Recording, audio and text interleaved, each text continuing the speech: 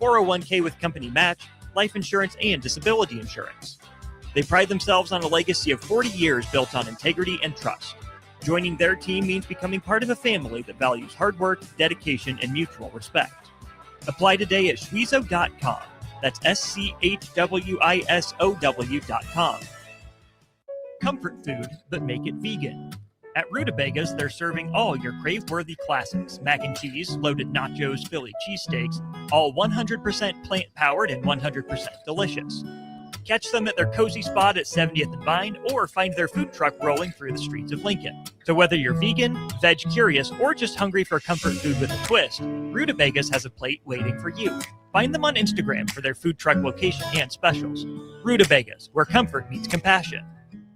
Alexa, play 93.7 The Ticket. Okay, playing 93.7 The Ticket. Alexa, turn down the lights. Dimming the lights. Alexa, order a pizza, the big one, all the toppings. Are you sure that's a good idea? Alexa. That's a lot of pizza for just one man. Alexa, just do it. Stop judging me, just do it. As you wish. Thanks, Alexa. You're my best friend. Rosie's Sports Bar and Grill, open for lunch and dinner at 1501 Center Park Road, just south of 14th and Highway 2.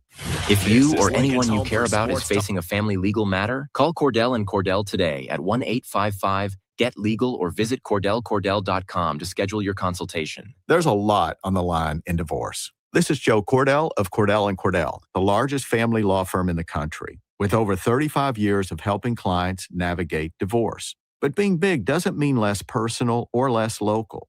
Our attorneys live and work in your community, and as neighbors, they understand the challenges your families face. Divorce touches all areas of your life: your home, savings, retirement, and of course, kids. So when you find yourself facing divorce, you need a partner you can count on. Visit CordellCordell.com to schedule your consultation. If you or anyone you care about is facing divorce, contact Cordell & Cordell today. With over 100,000 clients served, we understand the challenges you're facing on a personal level. Call Cordell & Cordell today at 1-855-GET-LEGAL. That's 1-855-GET-LEGAL. 1221 N Street, Lincoln.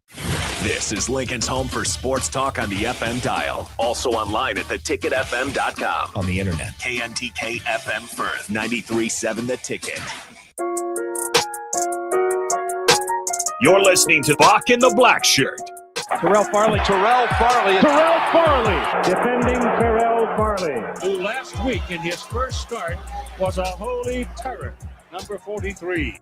And Jake Bockoven. On air and online at theticketfm.com. Powered by Bauer.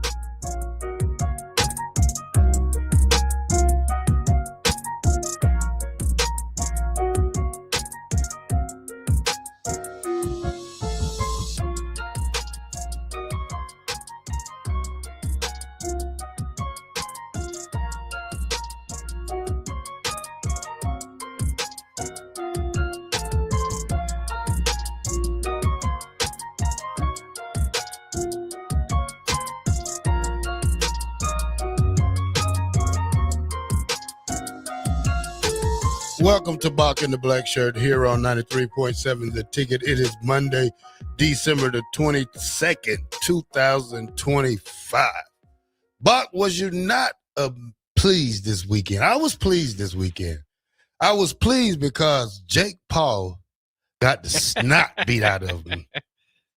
And it shows you that he is not in his league for boxing. Boxing is not for him. When you sit here and fight Tinkerbells and I wouldn't say washed up athletes or older athletes. So, I think he's out of his league when he messed with Anthony Joshua. I mean, first of all, Bach, I thought it was rigged still.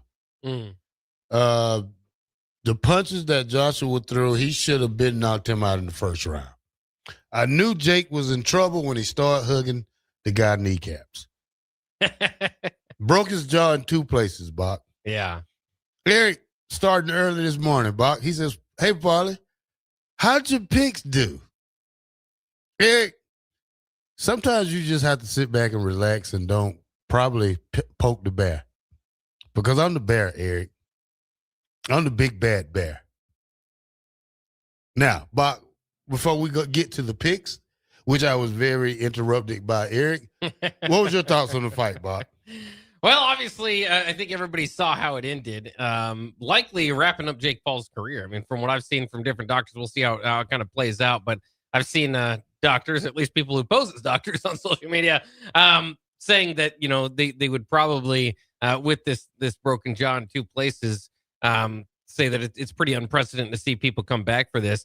It is. I mean, for Jake Paul's credit, good for him for making the most out of all of this. He's been able to turn this kind of celebrity boxing deal into quite a payday for him over all this time. But it was all you kind of wonder, okay, what does it mean when you get in the ring with somebody who's active in doing it? Obviously, the Mike Tyson fight was a lot of fun and excitement going into it. I don't know if the fight itself was all that fun or exciting, but obviously he's past his prime. Joshua, it was weird as a pick to me because he's got every advantage in the world. You're not in the same weight class. You don't have the same wingspan, that sort of stuff. So if I was him and was going to go again, try to find a real boxer, try to match it up a little bit physically, because this was just a mismatch, and we saw what happened with it. Now, again, I think might be the end of the celebrity boxing under Jake Paul's wing, which is unfortunate that, sometimes celebrity boxing is getting more attention than just boxing in general. Keep in mind, they don't have much like college football needs a commissioner. Boxing, it'd be nice if you had one. It's kind of a Wild West in its own right as far as booking those matches and all that sort of thing. But I think we saw again, Joshua was a huge favorite going into this. The only way that Paul was going to win, as many people kind of thought, was like they're going to have to bend the rules or throw the fight, all that sort of thing. Certainly did not happen this time. And again, I think this might be the end of the Jake Paul era as far as celebrity boxing goes. Maybe somebody else can pick it up and run with it, seeing the money that he's made. But, I'll give him credit for what he's been able to do, not only just to make that money, but to step in the ring and beat some good opponents, but not professional boxing good opponents. And this is what happens when an amateur fights a professional boxer. You get your jaw broke. Right, yeah. But I've broken my jaw before. I broke my jaw so bad that they had to wire it shut. And it's not the best feeling. Like, I had emergency surgery, and when I woke up, they had to tie my hands to the bed because my mouth was wide. I would have tried to, get in my mouth. My mouth was wide shut. So, I spent 3 days in the hospital after that. Worst 2 months ever, I would say. It was awful. It was awful. Yeah. Couldn't eat. Had to drink more juice than, like chicken broth. Liquid diet. Liquid diet, ice cream, stuff like that. It wasn't the best feeling. How'd you break your jaw? Riding a bike, tried to jump over a creek. Oh, okay, yeah. Yeah. Sure. Who hasn't done that? Yeah. One of my drinking episodes back in 20 years ago. Yeah. So I was riding a bike, going somewhere. I think I was going to the store, and I just tried to jump over the little thing and landed on top of my head. Broke my jaw. Just it was terrible. Yeah, it doesn't sound fun. It was terrible. I had to get a trach right here just to, because I had to breathe more because they shit my mouth. Instead of, you can breathe out your nose, but you really do need your mouth. But they gave me a trach down here at first. That would do your breathing? Yeah. Well, wow. Yeah, like that for a little while. But yeah, it was worse. Yeah, that sounds awful. Yeah, it was awful. That's I still, after surgery, I still wanted a beer. So, that was my old days. But now I'm much smarter, wiser.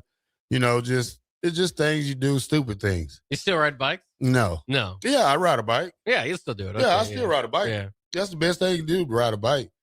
Just not jumping over. Yeah, but, just watching that fight, Bob, it showed me, especially when you start grabbing knees. Like, when he hit him so hard one time and he said, whoa, on the campus, he knew that he was in trouble there. He knew it was serious.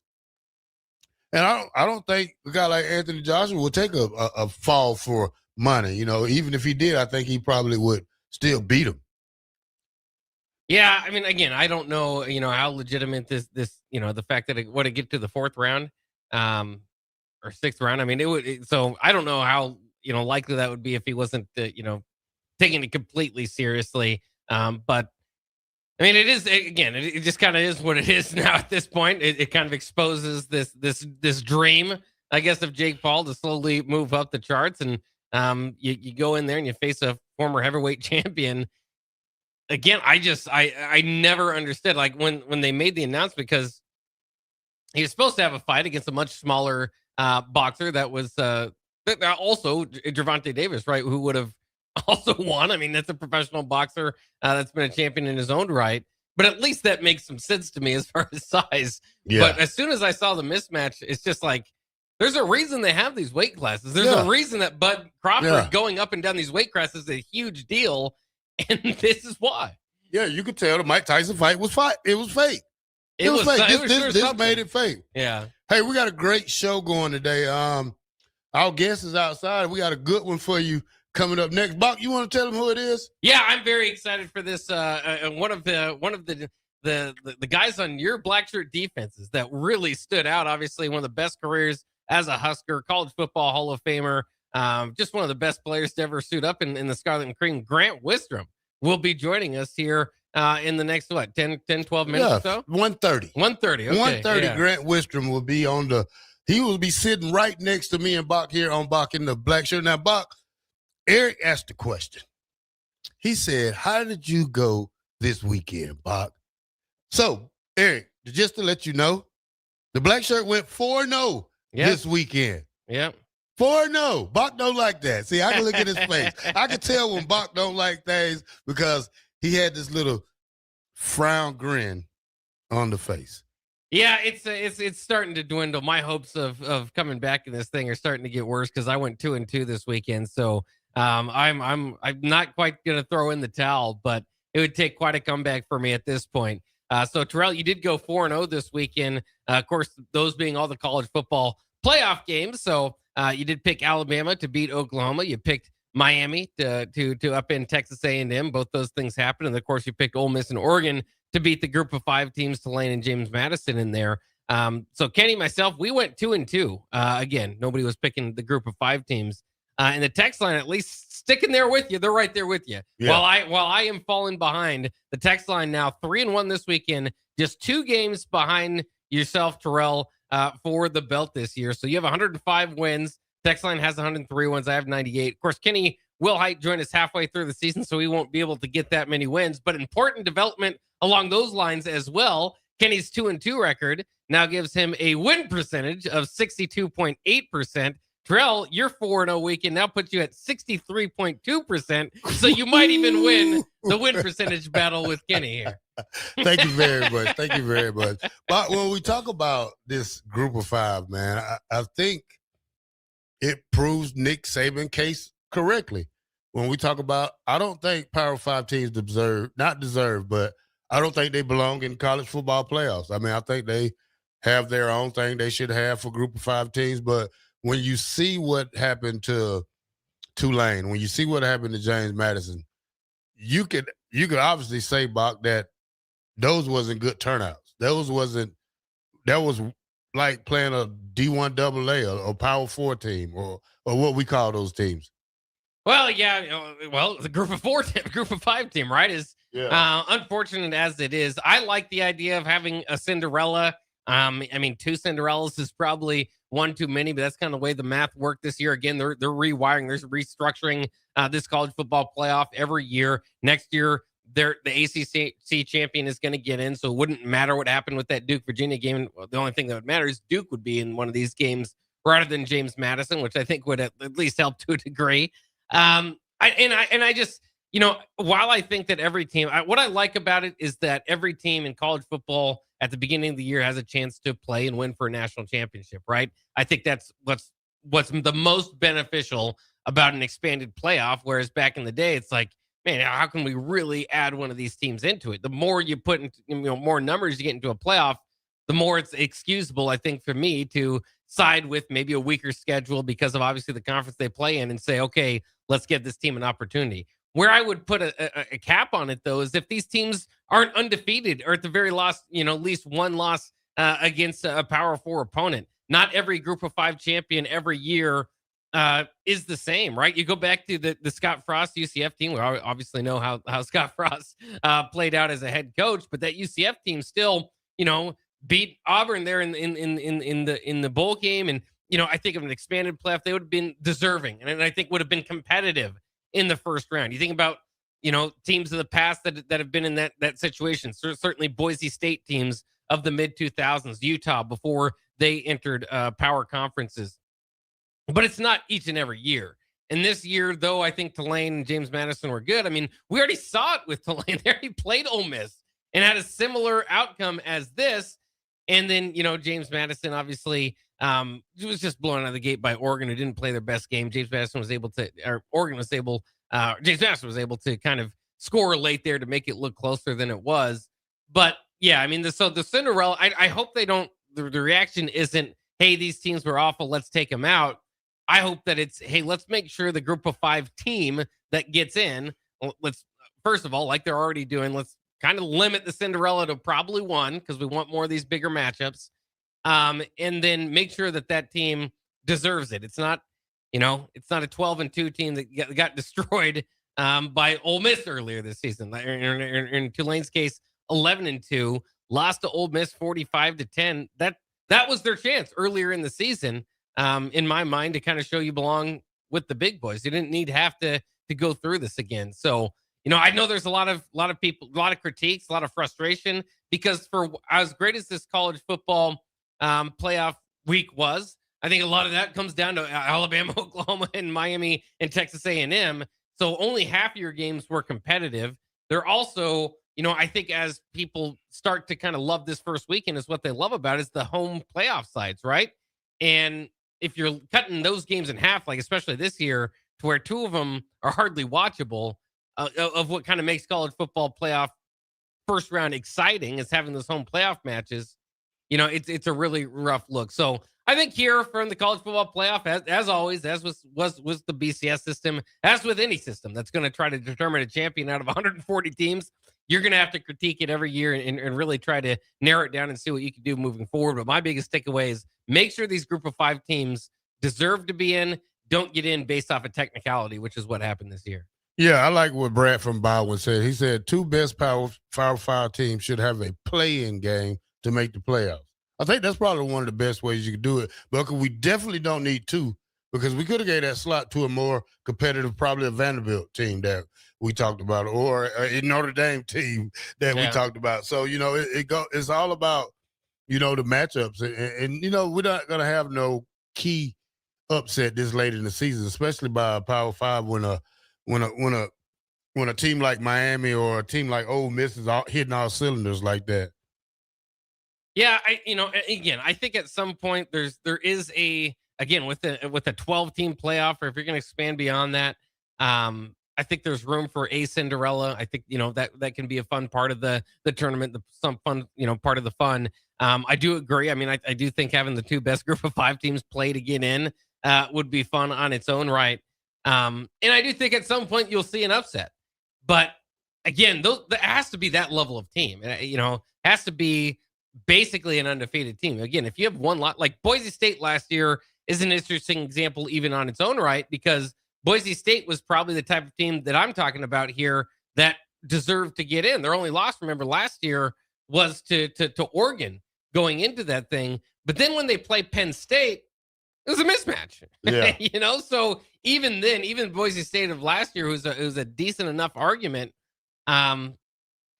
It didn't show up, when it needed to in the playoffs. So I think at some point you do it long enough, you'll get an upset. But for the most part, we call them Cinderella for a reason. Yeah, you're right, Bock, about that. And I'm not going to talk about this too much about it, but, we got great matchups coming in next week with this, when we talk about, I think it's 2 weeks from now, when we talk about New Year's Eve bowl games, when we talk about Oregon versus Texas Tech, Alabama versus Indiana, Ole Miss versus Georgia. I think they played already this season, didn't they? Yeah, they did. All right, Georgia won that one. We know that. And then Miami versus Ohio State, Bob. Those are going to be some great games coming up. Yeah, and to your point, so it'll be December 31st and January 1st. December 31st will be Ohio State, and Miami. Of course, that's Nebraska's bowl game that day as well. So get prepared for a full day of football there on New Year's Eve and then New Year's Day. So not quite 2 weeks away, just over a week.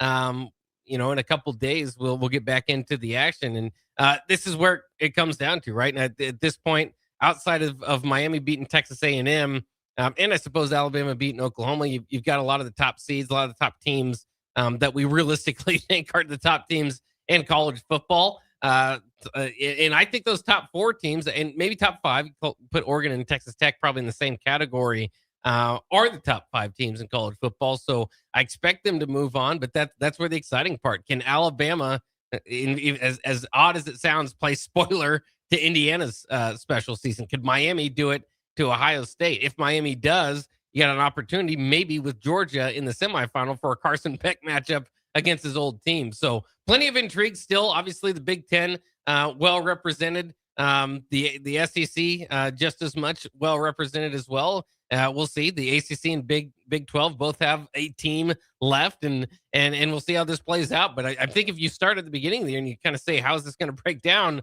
into the future years when you get to your final 8, that's probably how it's going to be more often than not. 3 Big 10, 3 SEC, 1 for the ACC, and 1 from the Big 12. That's about equitable to what I think we saw throughout the regular season, and we'll see as the SEC and Big 10 continue to get more money and to build their programs. All right, Bock, let's go to break, and when we come back, we'll have that legend. I'm talking about that guy who has the best winning record at Nebraska to go along with 3 national titles: College Football Hall of Fame, Nebraska Hall of Fame, great NFL career, Super Bowl winner, defensive end Grant Wistrom. When we return on Bock in the Black Shirt, we'll be right back.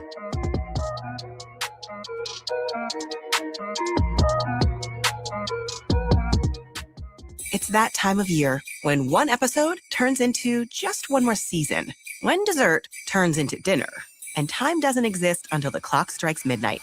Wait, what time is it? It's time to finish strong. At Planet Fitness, we're not waiting for the new year to give it everything we've got. Enjoy 24-hour access at most clubs when you join for $1 down, $15 a month, cancel anytime, and pay nothing until January 17th. Deal ends December 31st. Planet Fitness. We're all strong on this planet. See club for details.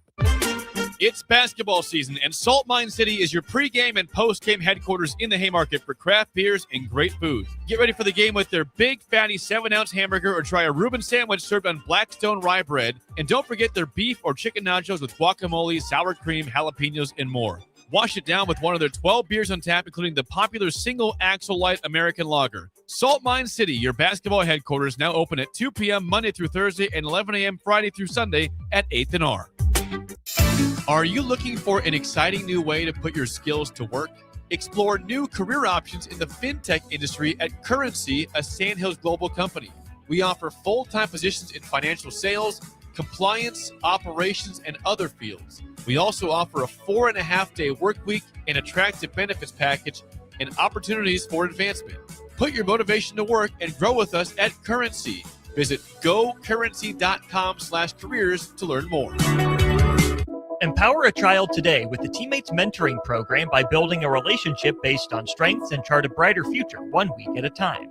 Find out how you can be a mentor by visiting LincolnTeammates.org. Become what you needed as a kid by joining the Teammates Mentoring Program today.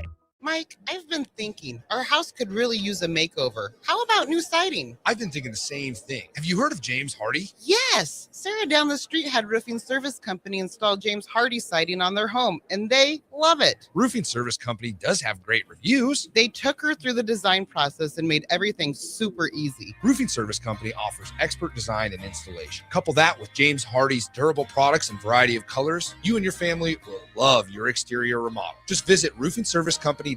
That's roofingservicecompany.com.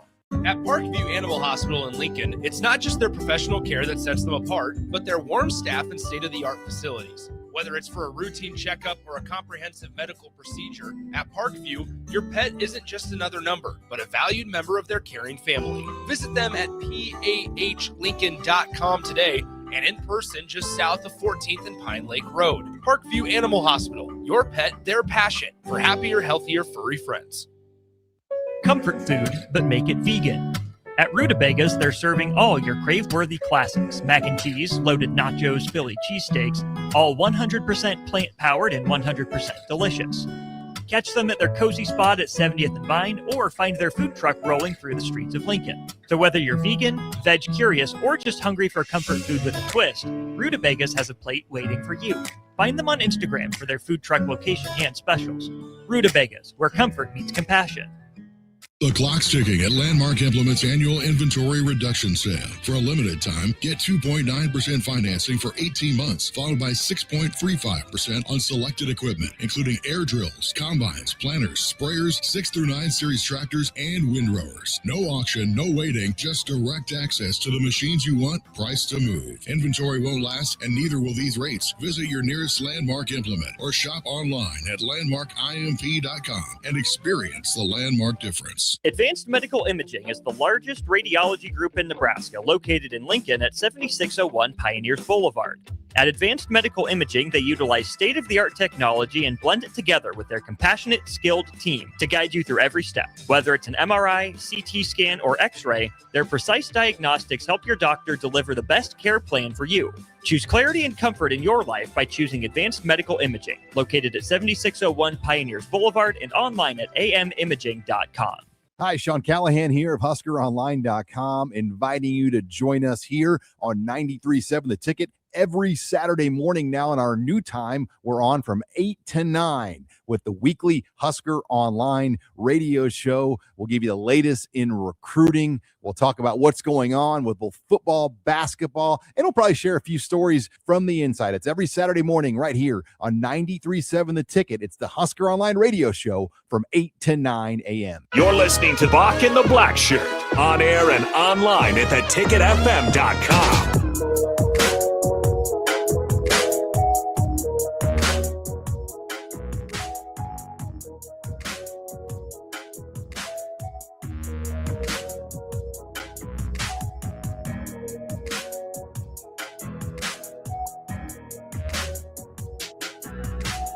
Welcome back to Bock and the Blackshirt here on 93.7 The Ticket.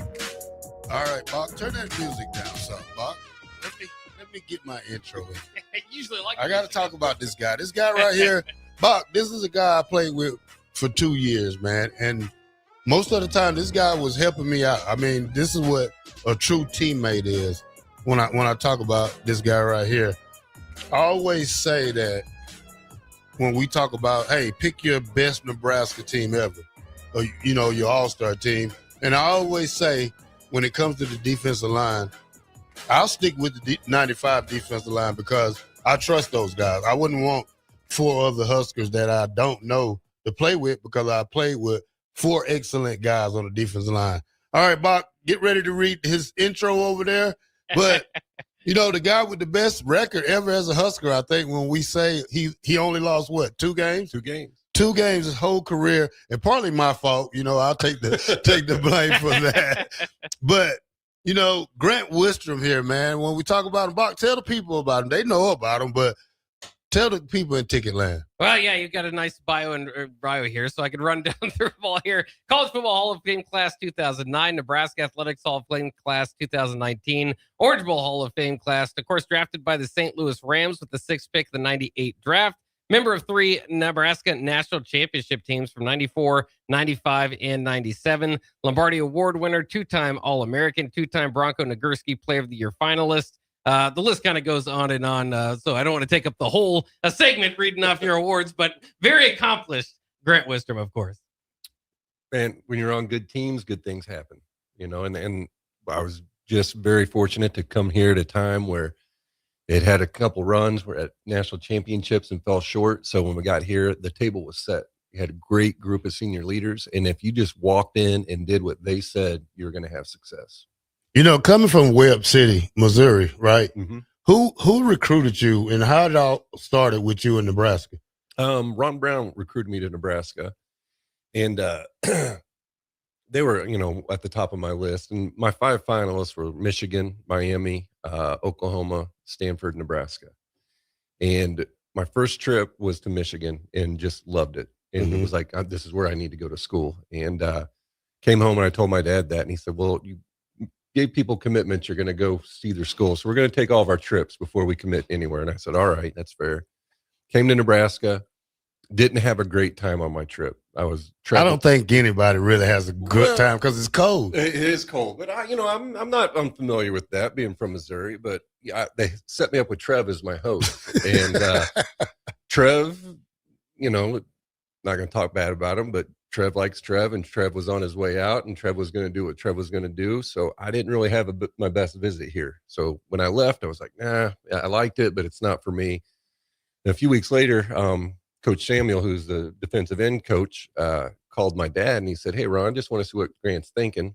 And Dad said, well, unfortunately, Tony, I think he's probably going to go to Michigan. And Tony said, well, I'd love to sit down and talk with you about that. And my dad said, well, I'd love to do that, Tony, but, I'm in Houston right now, so I can't really make that happen. And Tony said, Ron, you're not going to believe this. I'm in Houston too. So Tony went out with my dad and sat down and explained a bunch of things to him, how they want to utilize me here. And my dad came back and he said, I think you need to give Nebraska another look. And so came back up here on an unofficial visit. And I said, I want to be with guys that I'm going to be with for 4 years. Because when I picked a school, it was like, I just want to play with a bunch of dudes that just want to play football, that want to be great at it, whatever it takes. So they set me up with like Scott Saltzman, Matt Verzal, Ryan Twilliger, and just some guys that were just dyed-in-the-wool Nebraska guys, wanted to play football here, wanted to be a part of it. And I went out with those guys, had an awesome time, knew this is where I was supposed to be, and that was it. So, things like that just prove me there are no accidents. What are the odds that Tony Samuel and my dad are in Houston on the same day? Yeah. There are no accidents in this world. So what was it like as you get onto campus? Obviously, you were able to play in '94. What was kind of your freshman year like? Just hanging on, just observing everything going on around me. Like I said, there was phenomenal senior leadership here. I mean, you Terry Keneally, Jason Pesterfield, Christian Peter on the defensive line. If you just did what those guys did, you're going to be all right. So I just kept my mouth shut, kept my head down, and just went out. And, at the time, Nebraska redshirted everyone. And I didn't feel that I was going to be any different to that, but I was going to force their hand, and I was going to do everything in my power to force their hand and make them make the decision. And, luckily I came out, I showed out well enough in training camp and in practices, and they gave me a shot. Now, you and another guy that came in with you, he didn't redshirt. Octavius McFarley. Yeah. He didn't redshirt. So, you get here, you get behind a guy like Dwayne Harris and Dante Jones. How was it being behind those guys, and how much did you learn about with going against the pipeline when you was here, the original pipeline? Yeah, you learn a lot and you learn fast. They don't pull any punches out of practice, and especially when you're a freshman coming in kind of highly touted, they're going to put you in your place real quick. And so, hey, you learn the pecking order real fast, and you respect it. And, I wasn't better than anybody else. I go out there, I take my lumps, but just try to get a little bit better every day. And like you said, watching guys like Dwayne and Dante and just trying to learn from them about how they prepare, how they practice, how they approach the game, and just, file that stuff away and work it into your repertoire. Yeah. Did you were known for having kind of a high energy player, high motor. Obviously the athleticism was there along with it, which was made you particularly dynamic. Was that from high school, or did that kind of get bred there as a freshman year, or was that's just your style of play? I kind of take our work ethic, or my family takes our work ethic from my mom and dad. They work incredibly hard, and one thing, Dad, he didn't care about stats, tackles, whatever, sacks did not matter. Did you play hard today? That's all that mattered to him. So that's one thing you can always control. Sometimes the ball's not going to bounce your way. Sometimes, they're going to run away from you a lot. You're going to get double teamed, things like that. But you can always control your effort. And if you're out there, my theory was I'm never the biggest guy or the fastest guy or the most athletic guy on the field, but I can control being the hardest working guy on the field. Yeah. So if I go out there and I bust my butt on every single play, eventually the guy across from me is going to take a snap off. And when he takes a snap off, that's the time I'm going to make a difference in the game. All right, Grant, we opened the season in 95 in Oklahoma State. We have a good game. We go to Michigan State. We have some more great games. How did you feel?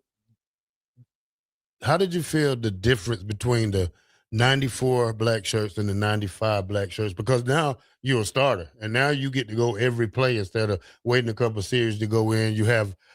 We have two new defensive ends that started, but probably one of the best combos I call defensive end wise at the University of Nebraska.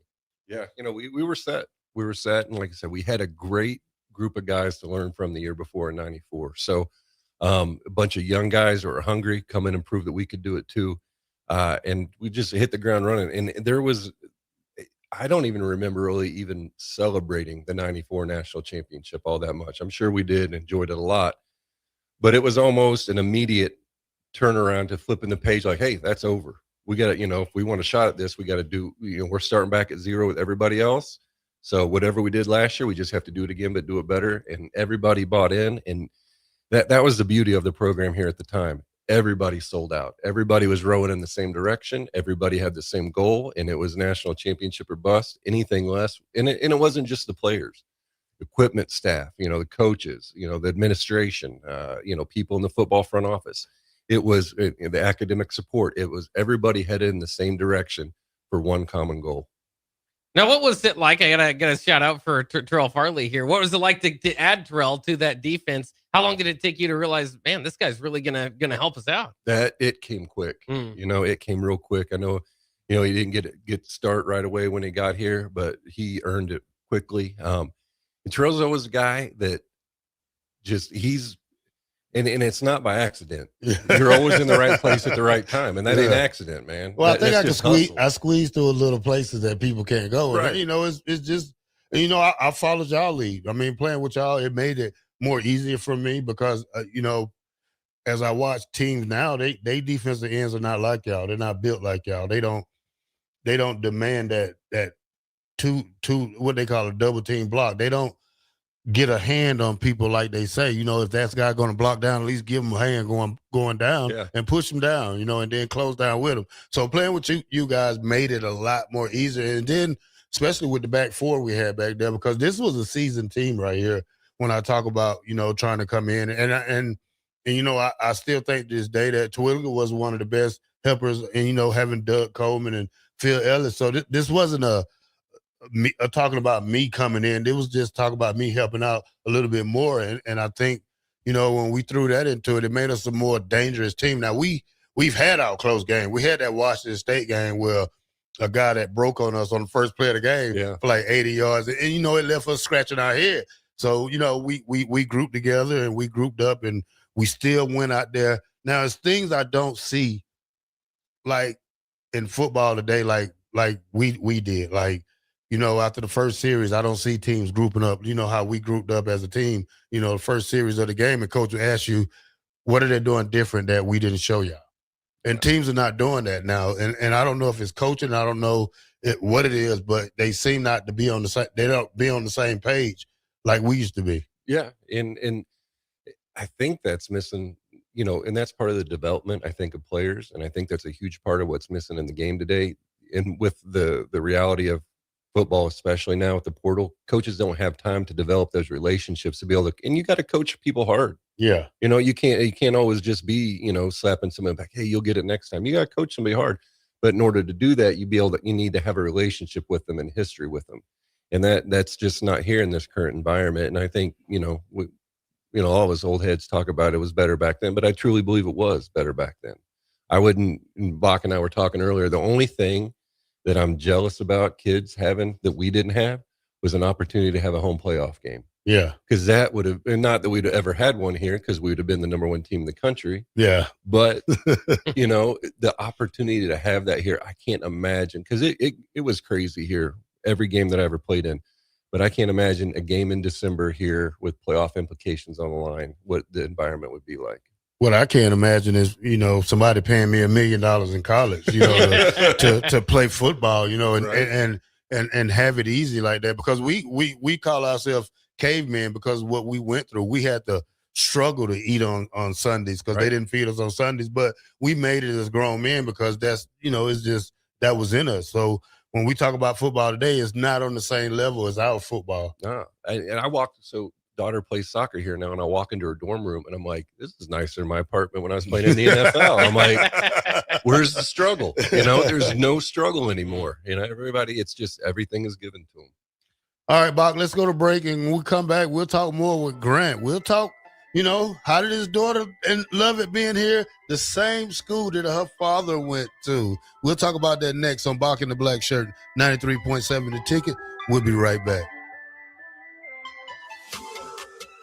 Hey, Lincoln and the surrounding area. Yin and Yang Acupuncture and Rune Wind Healing Arts is now open at 1701 South 17th Street in Suite 3G and ready to help you improve your general health. If you're experiencing pain, headaches, or any other issues, give Yin and Yang Acupuncture a call today at 402-480-1014 to schedule your appointment. For those struggling with deep tissue pain or just need an experienced massage therapist to melt the stress away, call Rune Wind Healing Arts at 402-601-9721 and schedule your appointment now. Visit Yin and Yang Acupuncture and Rune Wind Healing Arts today in Lincoln at 1701 South 17th Street in Suite 3G. At Parkview Animal Hospital in Lincoln, it's not just their professional care that sets them apart, but their warm staff and state-of-the-art facilities. Whether it's for a routine checkup or a comprehensive medical procedure, at Parkview, your pet isn't just another number, but a valued member of their caring family. Visit them at pahlincoln.com today and in person just south of 14th and Pine Lake Road. Parkview Animal Hospital, your pet, their passion for happier, healthier, furry friends. Empire Netting and Fence delivers top quality netting and fence solutions. From major sports venues to backyard installs and everything in between, coast to coast. We take on tough jobs with grit, integrity, and a strong commitment to safety. Empire is growing, and we're hiring motivated people ready to grow with us. We build each other up, and we're building something big. Think you've got what it takes? Apply now at empire-fence.com. That's empire-fence.com. Omaha Steaks is the official sponsor of tailgating. From legendary burgers to mouth-watering steaks, deli-style franks, and so much more, you'll elevate your next game day get-together with America's original butcher. Now you have the chance to be the ultimate gift giver this holiday season. Visit omahasteaks.com/theticket for 16 free Omaha Steaks smash burgers on your order of $129 or more, plus 50% off site-wide. That's 16 free smash burgers at omahasteaks.com/theticket. See the website for details. Happy holidays from Omaha Steaks.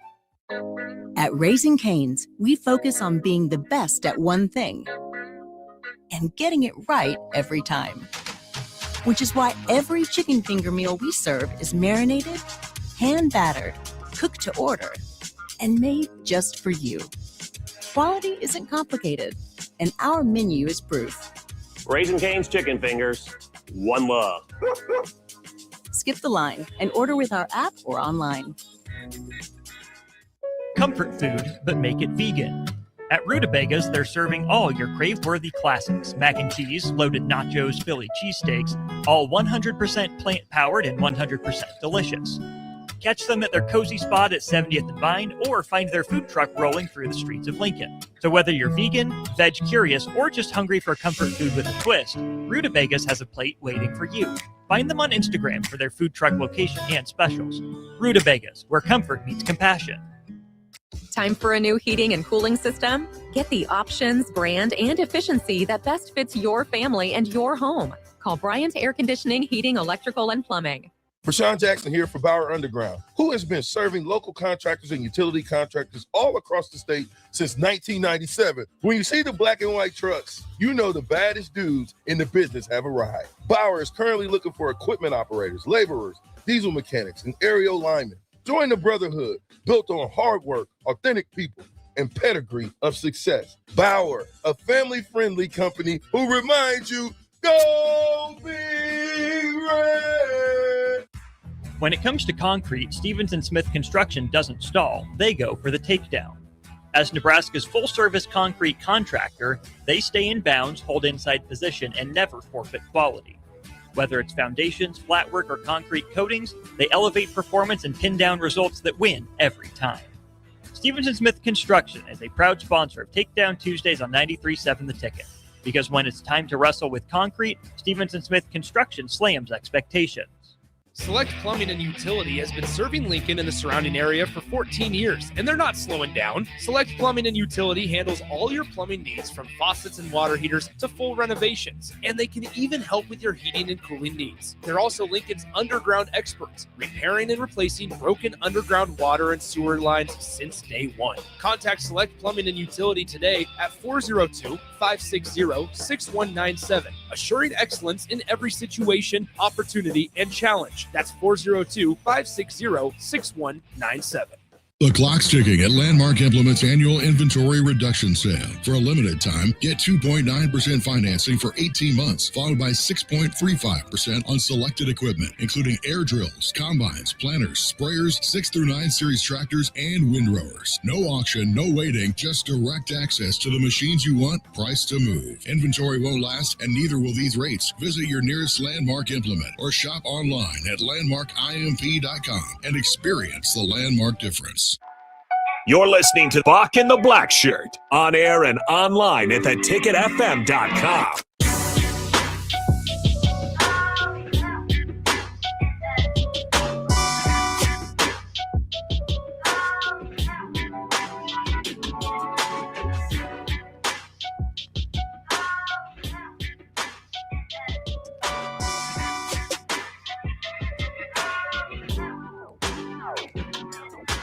Welcome back to Bock and the Blackshirt here on 93.7 The Ticket. We are powered by Bauer, Infrastructure, Bauer, Underground, Barat, Excavating. Shout out to the Bauer crews out there working hard throughout Lincoln and Omaha areas. Now, we got Grant Wistrom in here, my teammate for 2 years. He's a 4-year starter, 3-time national champion, All-American, all-conference, all everything.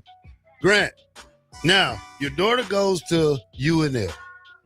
When you found out she wanted to go in UNL, how big was that? First of all, I never thought it would happen. You know, she had, when she first started the recruiting process, it was anywhere warm, you know, California, Arizona, Texas, Florida. And I brought her up here for an ID camp, and we were walking in, and she said, Dad, she's like, you can't come in. And I made a mistake, said something stupid to the wrong person.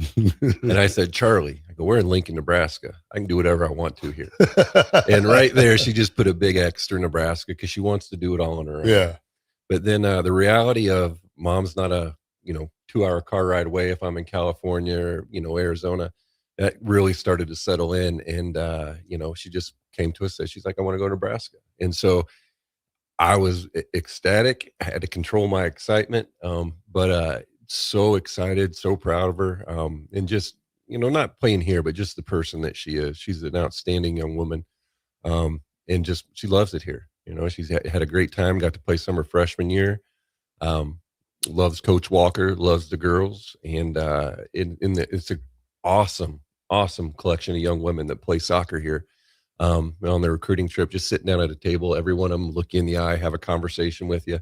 So, she's going to be around some great girls. I know she's going to be, Coach Walker was the soccer coach when we were here. It's the only one the program's ever had. So I know him. I know the quality of man that he is. So excited for her to be here and just get to experience what I got to experience for 4 years. And it's interesting, too. I know you mentioned earlier that she wanted to play some football. Did you have those discussions about her?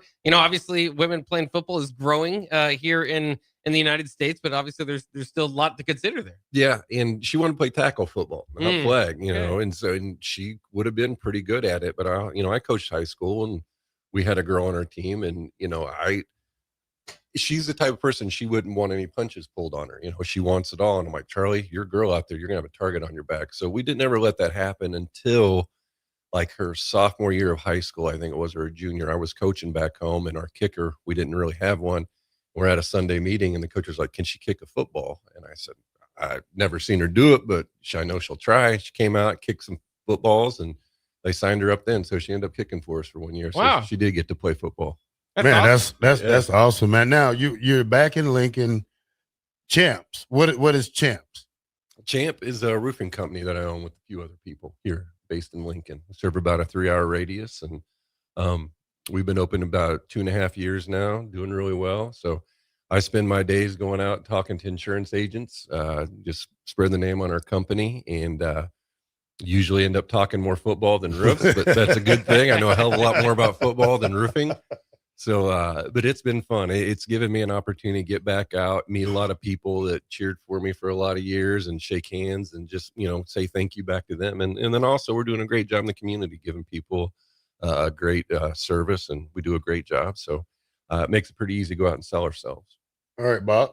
Yeah, let's go back into your career, because there was a game I wanted to talk about, specifically a hit on Brock Heward that I think a lot of Husker fans are pretty fond of. I know he went into that game talking trash, this being in '97. What was kind of the attitude going into that game? Because Washington was pretty talkative. Yeah, they were chirping a lot. I think we were 3 and they were 1 or something going into it like that. And so, funny story. We're on our flight out to the plane. You guys might have had this on the station before, but like Chad Kelsey and Matt Davidson were sitting in the plane flying out there next to each other, and Matt looks at Chad, and Matt's like, Chad, you think we're going to win? Chad looked at Matt and grabbed him by the throat and pinned him against the wall of the airplane. He's like, blankety blank, yeah, we're going to win, and you never say crap like that again. So, I mean, that was just the attitude. It was like, we don't care what you're saying. We don't care who you have on the other side of the ball. You haven't faced us, and we're going to go out there. We're going to beat you, and we're going to hurt you too. And, and Brock got it all that game. Yeah, I tell people all the time, man, the stories of black shirts. But, and when we talk about the black shirts, we are so ruthless on the field. I don't know what makes us like that, but just, we practice just like we play. Yeah. I tell people all the time about the fights we had with offense, how Christian threw Aaron Graham one time at practice. It was just, it gets ugly. So if people don't understand that, having an offense like we did in college and going against us, it made those Wednesday practices one good. Those 14 plays was hell right there. But at the same time, you're right. It was a street fight. But, I used to tell people all the time that, Tommy didn't get away with a lot of that stuff he did against teams with us, because we knew them and they knew us. And it was a slugfest at practice that sometimes. Yeah.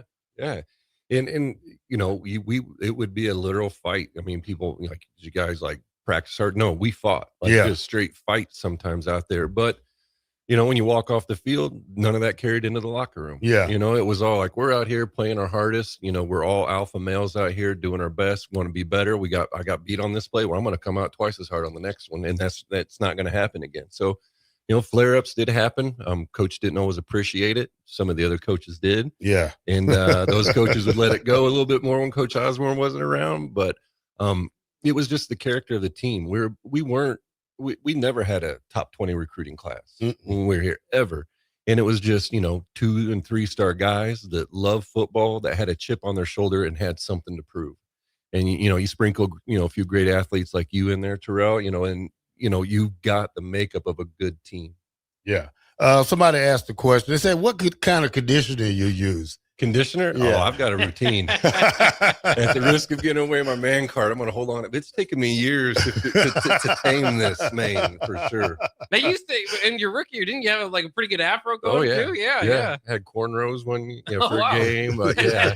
One year, immediate guy that had the fro picked out all the way to the sides with the Wondermons out there. But, used to wear it long. I remember that. Now, in the defensive line too, it's really interesting. I don't know if Nebraska's had that talent since on that defensive line. Did you guys note? Obviously, you and Jason Peter, all-American top, NFL draft picks, coming back that into '97. But I mean, the Mike Rickers, you mentioned Kelsey Vandenbosch as a freshman. That's a lot Stacked. of NFL years ahead of you. Yeah, stacked. We had to make Rucker play. Yeah. Rucker was my roommate. Yeah. And we had to get on the Rucker, him and Wilkes. Yep. Because those was the next guys up, and they didn't understand the role that they had to play. Like when you get in the game, it's your time to shine. And I always tried to tell them, like, look, when you get on the field with me, I need that same energy that you have at practice on the field, because that's what's going to get you more playing time, especially when Grant and Thomas go down, not go down, but go out the game. Yeah. And I think, I don't know if you remember, like, dragging Wiltz and Rucker out of their house one summer because they weren't showing up to weights. Yeah. And we showed up, drug them out of the house, and we all ran stadiums together because they weren't showing up to weights. And that's the accountability that we had back there. And I think that's part of not just a Nebraska issue, but across kids in general, nobody wants to call anyone out. Everybody wants to be a keyboard warrior, whatever, virtue signaling on their phone. Nobody wants to get in anybody's face anymore. But, back then we weren't afraid to do that. We had the guys that would do that had the stripes on their shoulder to do that. Had been here 3 or 4 years, and we didn't have a sophomore as a captain. We didn't have a guy coming in that's a first-year transfer coming in being a captain. Our captains were guys like Vershawn that died, that would have killed to play football at Nebraska, that it meant everything to them. And when they went out there and did it, people listened because they were what this program was about. And it's just, they've gotten away from that. And I know it's a different environment than it used to be. And we all talk about longing for yesteryears, but there's got to be a way to recreate that. And accountability, guys that want to be here for 3 and 4 years. And if it's going out and recruiting the 3, I don't bring in guys that love football, that have a chip on their shoulder, that want to be developed and get better. They're going to be here for 3 and 4 years. Let's start there. Let's not worry about 5 stars. You're right. Now, speaking of Rashawn, me and some guys always ask, we say, hey, man, we wonder, did he pay some people to vote him to be captain? We always ask that question. We wouldn't put it past it. You're right. But yeah, Rashawn's a good teammate, man. He came a long way, especially when he was a fullback, to move the tight end, to be his size, to have that heart of a blocker he used to have. And, I was proud of him when he was a captain. And, we're proud of all our guys that really go out there and give 110%. Now, when we come back from break, we're going to dive deep more in this. We're going to talk about the current Nebraska. Let's go. And some of the things that you see, some of the things that can get better, some of the players that we're going to talk about. We'll talk about some of them. 93.7 The Ticket, Bock The Blackshirt. We'll be right back. Time for a new heating and cooling system? Get the options, brand, and efficiency that best fits your family and your home. Call Bryant Air Conditioning, Heating, Electrical, and Plumbing. Rashawn Jackson here for Bauer Underground, who has been serving local contractors and utility contractors all across the state since 1997. When you see the black and white trucks, you know the baddest dudes in the business have arrived. Bauer is currently looking for equipment operators, laborers, diesel mechanics, and aerial linemen. Join the brotherhood built on hard work, authentic people, and pedigree of success. Bauer, a family-friendly company who reminds you, go Big Red! When it comes to concrete, Stevens & Smith Construction doesn't stall. They go for the takedown. As Nebraska's full-service concrete contractor, they stay in bounds, hold inside position, and never forfeit quality. Whether it's foundations, flatwork, or concrete coatings, they elevate performance and pin down results that win every time. Stevens & Smith Construction is a proud sponsor of Takedown Tuesdays on 93.7 The Ticket. Because when it's time to wrestle with concrete, Stevens & Smith Construction slams expectations. 93.7 The Ticket, Fox, KFXL weather. Sponsored by John Henry's Plumbing, Heating, and Air Conditioning. Your Lincoln forecast for today, we'll see mostly sunny skies, be breezy and mild with an afternoon high near 59. Tonight, mainly clear skies and light winds, below around 37. And tomorrow, we'll see mostly sunny skies return with light winds, an afternoon high near 56. I'm meteorologist Kyle Becker for 93.7 The Ticket and ticketfm.com. At Koppel, during the holidays, we take time to cherish our terrific staff, community, and loyal customers that continue to drive that money-saving mile to Louisville, Nebraska. Hi, this is Sean Callahan. I can proudly say I bought my car at Koppel. If you are in the area, I invite you to stop by Koppel Chevrolet GMC's offices in Louisville or check them out online at koppelcars.com. On behalf of Koppel Chevrolet GMC, Merry Christmas and safe travels to all. Tired of asking what's for dinner? Nourished for Life has got you covered. At Nourished, they're a local meal prep company that delivers fresh, chef-crafted, healthy meals straight to your door. Made from wholesome ingredients and ready when you are. No shopping, no chopping. Just heat, eat, and enjoy every night of the week. Fuel your busy days with balanced meals that are designed to keep you satisfied and energized. Visit nourishedforlife.co to purchase meals and taste the convenience of home-cooked comfort without the hassle. Hi, Charlie Stone here, and it's that time of the year again. Time for the annual Happy Honda Days at Honda of Lincoln. With me on the line, Andy Goodyear, to tell us all about it. The exciting news is we have more selection and more savings. We have over 400 new 2025 and 2026 Hondas to choose from. with a great opportunity to get year-end savings on every remaining new 2025. Do you have some happy Honda Day specials? Sure do, Charlie. For example, you can lease a new 2025 Accord Sport Hybrid for just $349 a month, and we have financing from just 0% APR. We've also included over 125 pre-owned of all makes and models, and as always, our certified pre-owns are in this sale as well. Well, maybe it's time you experience the best. The Honda of Lincoln way of doing business, 27th and Yankee Hill Road, or online at hondaoflincoln.com. With UBT, you've got total control over your money. Like Doug, who runs his game day tailgate like a well-oiled machine. I got burgers, brats, chicken, dogs, plus all the fixins. And with the UBT Go app, I can track my food spending from anywhere. Pro move. They don't call me Grill Sergeant for nothing. No matter your goals, UBT helps you feel good about reaching them. Union Bank and Trust. Member FDIC. Empire Netting and Fence delivers top-quality netting and fence solutions. From major sports venues to backyard installs and everything in between, coast to coast. We take on tough jobs with grit, integrity, and a strong commitment to safety. Empire is growing, and we're hiring motivated people ready to grow with us. We build each other up, and we're building something big. Think you've got what it takes? Apply now at empire-fence.com. That's empire-fence.com. Winter is just around the corner. Is your vehicle ready? Don't get left out in the cold. At A1 Automotive, we prep your car for whatever winter throws your way here in Nebraska.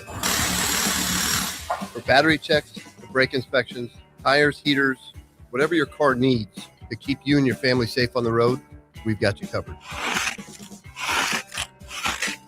A1 Automotive, always honest answers. At Raising Cane's, we focus on being the best at one thing and getting it right every time. Which is why every chicken finger meal we serve is marinated, hand-battered, cooked to order, and made just for you. Quality isn't complicated, and our menu is proof. Raising Cane's chicken fingers, one love. Skip the line and order with our app or online. This is Lincoln's home for sports talk on the FM dial. Also online at theticketfm.com. On the internet. KNTK FM Firth, 93.7 The Ticket. You're listening to Bock the Blackshirt. Terrell Farley, defending Terrell Farley, who last week in his first start was a holy terror, number 43. And Jake Bockoven. On air and online at theticketfm.com. Powered by Bauer.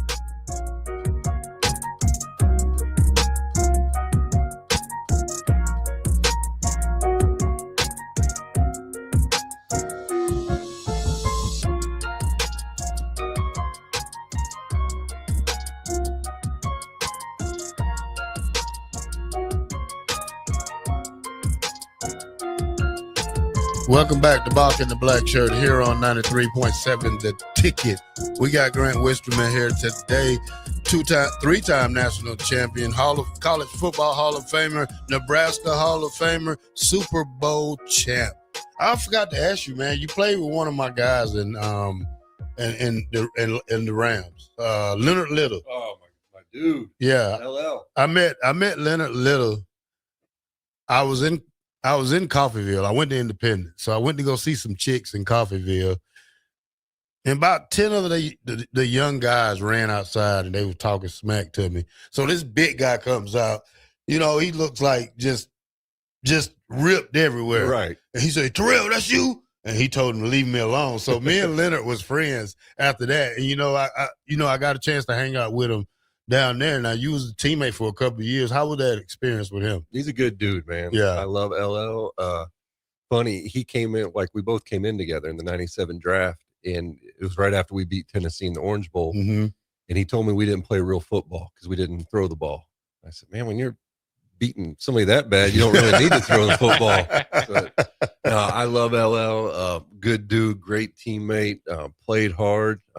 yeah, enjoyed my time with them. All right, when we talk about coaches, you played for Dick Vermeil, you played for Tom Osborne. How similar are those two guys?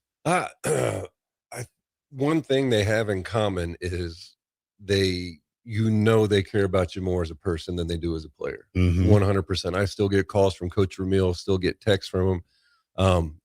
Both of them I kind of look at as father figures. Both very passionate about the game of football, both have high, character and high morals. But Coach Vermeil is a lot more emotional than T.O. Coach Vermeil would stand up and start crying at a Monday team meeting sometimes. Yeah. So, but other than that, very, very similar. And I was lucky. High school through the NFL, I played for great coaches all along the way, and so, just fortunate for me that happened, but a lot of good men I got to play underneath. All right, man, we're going to jump into Nebraska to this day, Nebraska. It's hard to ask these questions because you know how we feel about football, and especially University of Nebraska. What do you think? What state do you think Nebraska is in right now when we talk about college football? Not the state we want to be in. Yeah, not the state that sorry, that's me. I think, but but maybe the state we deserve to be in. I think we've got a lot of work left to do. I know that people are, it's not a rebuilding or whatever it is, man. I don't know. It's hard to argue that it's not.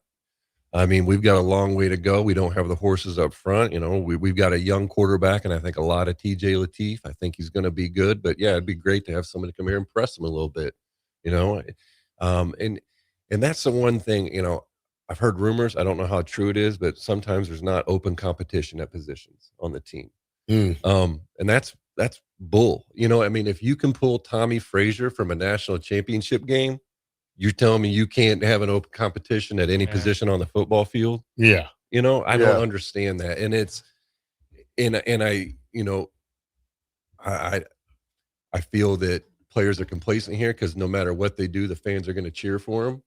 I feel that, there's just not a lot of hunger here, and I don't know if that's just the environment that's here right now or the guys that we're recruiting, but it just doesn't seem to be a lot of, or maybe it's some of the coaches not really working on developing players because it hasn't seen a ton of development with guys since they come here. They recruit a lot of great athletes, but not seen a lot of improvement from day one to the time they walk out the door. So I'm not exactly sure where the problem lies, probably a combination of all those things, but just the drive and the desire to be great, it just seems to be lacking. Do you think there's a need to maybe go to, and I think this has been missing from Nebraska football for a long time, but you talk about those battles on the front lines, the weather that's here. You think and now, the front lines were kind of the problem this past year, but as a program, isn't that how you're going to win in the Midwest? Is you got to start there? Yeah. Look at Iowa. I mean, how many top 20 recruiting classes does Iowa have? I don't know. I don't follow that closely. I doubt a ton. Yeah. But they get dudes in there that want to be good at football that will just put their head down and grind and get better. And they develop talent. And, I'd love to see a coach just like, I don't care about stars at all. Like I said before, I want guys that love football, have a chip on their shoulder, going to be here 3 or 4 years, and let's sprinkle in some other talent. But make the base of your team guys that are just dudes. They might not be the best athletes, but they're going to go out and fight on every freaking snap. When you watch us play on TV, when we play teams like Minnesota, Penn State, Iowa, what are some of the problems you see with the defensive line when you watch them games? I think the biggest thing is not attacking the man, like almost just attacking the gap and not using your hands, I think is the biggest thing. And, because defensive line is all getting the guy off of you. So when you let that offensive lineman get his hands on you and pull you in tight, you're screwed. You got to get that guy off. You get good extension so you can throw him and run to the football. And I feel like guys just don't want to play with their hands right now, whether they're not being coached or they are being told that but not doing it. Like our guys up front seem to have a hard time using their hands. Have you been up there to talk to the guys? We went up there with Jay and Jason like beginning of the season, but that's about it. Yeah. Would you consider helping them if they asked you at any time? I would do anything for the program. I mean, that's I'm excited to be back up here, and if if there were any role, and then I'm a team player, so I don't care what it is. Hey, Grant, we need you at practice today, picking up paper cups on the sideline. Whatever you need, coach. No job is beneath me. Whatever I can do to help the program, I am here in any capacity. Oh man, I've said the same thing when I watch the linebackers. I've said, first of all, they're lining up too shallow. They lining up too close. First of all, sometimes you line up far back. Not attacking the gaps, not attacking the ball. When you do reads as a linebacker, you read the running back. You don't read the quarterback. So you read whoever has the ball, and especially when you're in the man defense. So a lot of things I see, like we're not getting off blocks. We're not using our hands as linebackers. Charlie taught me a great time of how to use my hands. Especially for me to be a small guy. One of the best things I did was able to use my hand to get off blocks and throw them out the way or rip through them. So, I think that's one of the things that's hurting this defense. And I mean, it's a young defensive line, but at the same time, we got to have guys that can get in there and play, young or old. Yeah. When I talk about that, Bock. Yeah, it's interesting too, as we kind of talk about, Nebraska football evolving to where it is, or devolving to where it is now. Has the game changed quite a bit since your playing days on the defensive side of the ball, or do you think it's still about the same? Obviously, maybe a little bit more passing, but do you think the game's changed too much defensively? I mean, it's still getting off on the ball, attacking the man across from you, getting off the block, and tackling the football. I mean, that's defense right there. Get off on the snap, attack the guy, get off the block, run to the football, no matter where it is on the field, until the whistle blows. And you're hitting somebody until the whistle blows. You're peppering the running back all the way down until the whistle blows. To me, that hasn't changed. I think more so the guys playing the game have changed a little bit. I can remember being in a preseason game, and this is in the NFL, and Rob Johnson was rolling out the other way, and I had about a 30-yard sprint right at his back. And this is a preseason game. I'm like, I'm going to try to snap his back. I'm going to try to kill this guy preseason. And I just don't, it's like almost too nice anymore. It's guys, kumbaya in the middle of the field after the games or shaking hands before the games. There was none of that garbage going on. We had one goal on Saturday, and that was just to destroy you and hurt you. And I just don't know if, and I follow Nebraska more closely than any other program that I watch, but I just don't know that, if it's a Nebraska thing or just the killer instinct is just, lacking at times. Yeah. I talked about a lot of times, Grant, when I see that, with Dylan Riola when he was here, before he hit the portal, I think they gave him the keys too early to the house. I would never, as a senior, I would probably never let a sophomore quarterback be a captain or do the things that they let him do here. He would have to earn that right. And I think that's some of the mistakes we made here lately, because we given in to the 5-star aspect or the kid, or trying to say that one kid can save this program, when I told them all the time that it takes 22. Yeah. So I think that's one of the things we did wrong with Riola, was give him too much access at an early start of his career. Yeah, I couldn't agree more with that. And it doesn't matter. Like when we still had high recruits when we played here, but you came in on the ground floor with everybody else. Nobody was special when they got here. Yeah. And I think that coaches, and not just here, all over, I'm not talking just about Nebraska coaches now are just have an attitude, well, if I don't kiss this kid's butt, he's going to walk next year. Well, I mean, if he's going to walk next year just because you're, not nice to him, he's going to walk anyway. Who wants that character on your team? I want a kid that wants to be coached hard, that doesn't mind when you jump down his throat, but also you're also the coach. It's the first one coming out to him, slapping him on the side of the helmet, saying you did a hell of a job on that snap. You got to give it both ways, but I think you have to just find kids that love football, have a chip on their shoulder, and want to sell out for each other. Yeah, you're right about that, Bob. Yeah, no, and two, I wanted to ask you too, because you've had, I personally love college football back in your days, and things could have been tweaked out to maybe having 1 versus 2, maybe a 14 playoff, that sort of thing. What do you think about the expanded playoff now?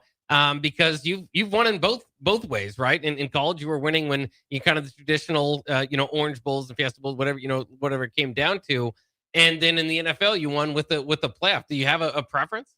I like the playoff. I think it gives, an best opportunity because in the old system, you had all your bowl alliances with your conferences, so like, we didn't get to play Michigan, our senior year. We didn't get to play, sure there's another one that we would have split with someone, we could have had we didn't have a 1-2 matchup, yeah. But, I like the old bowls. I love the tradition. I grew up going to the Orange Bowl. Like I lived in Florida as a kid, and that was our Christmas present every year was tickets to the Orange Bowl. Cool. Yeah. And so I like that. But at the same time, an opportunity for a 1-2 matchup at the end, I think is always awesome. I don't think you really need to get more than we have right now. I think, you've got the winner in this 12. I don't really like having 2 groups of 5 teams in there. And not that the team that was left, I don't know, maybe Notre Dame, if they're in there, maybe they do, make a run at it. I don't know. But, those teams, I don't know. They just don't belong. And I think it showed in the first round this year. Yeah, I said that earlier in the show that those Power 5 showed us one reason that we can't really have them in there. I mean, it showed yesterday. I mean, it showed Saturday. It showed Friday night that, those teams should, play each other and have a what do we call it, Bock? Like a playing game. A playing game and take one. We can't take 2. We can't afford to take 2. That could have been for Notre Dame or any other school. All right, Bock, any more questions? Yeah, I got plenty more. I did want to ask you too, as we get, kind of go to your pro career a little bit. Does it hurt to see, obviously, spend a lot of time of your life in Missouri? Does it hurt to see the St. Louis Rams that you played for now in Los Angeles, or are you on board with that? I wouldn't have cared if they would have just left, but they knew that they were leaving about 4 years before they ever left. And Mr. Kroenke, and I get it, there's more money to make in LA. I understand that, and it's a much bigger market. But he, I'm from Missouri originally. I was living there at the time they were talking about leaving, and I brought a group of kids up that I was coaching to one of their spring practices, and the equipment manager was there. And I'm like, Jimmy, are you guys going to LA? He's like, oh yeah, man, trucks were packed 3 or 4 years ago. And they knew it, and they still just kept dragging it out, saying no, and costing, the state was doing stadium studies, trying to figure out if it was, financially viable for them to stay. And they already knew they were leaving. So when they left, I'm done with them.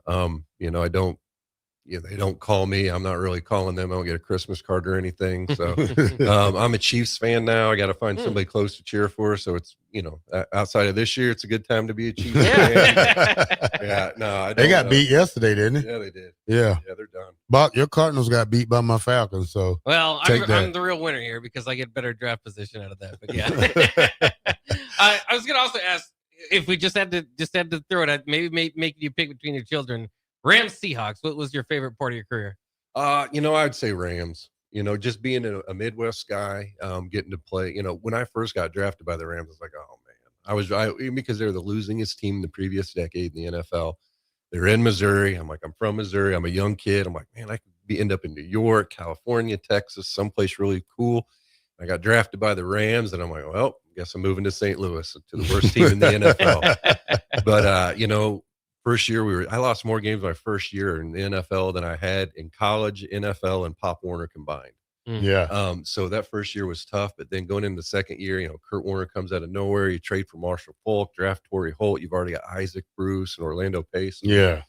That was a fun offense to watch. So getting to win a Super Bowl in, my home state, so just being there and from Missouri guy. I mean, I got to say the Rams was better. Did you ever have that conversation with Orlando Pace about Ohio State versus Nebraska in 95? Is that 95? No. I think that's the year Eddie George won the Heisman. Yeah. Oh, they lost at the last minute. Yeah. No, I didn't. I usually try not to engage with Orlando too much. He's too busy thumping me on the head. Yeah, that was a big guy. Well, Grant, we're gonna have you back on the show, man. Please. We're gonna set something up. I've gave you the, I told you from 1:30 to 2:30 we was gonna go, man. I'm proud for you. I'm just happy you came on the show, and we're gonna probably try to get you back in the next month or so, man, to see how everything going and keep up, and let's see how good Husker football can get. I'm in, man. And dude, I'm so proud of you. Like, I know you don't need it, But I'm just proud of you, brother. I appreciate it, man. We got your stuff straight, man. Thought I was going to get out without one. We got a dump button over there. We're okay. All right, y'all. We're going to break. Hey, man, thank you, Grant, for showing up for me and Bock on the Black Shirt here at 93.7 The Ticket.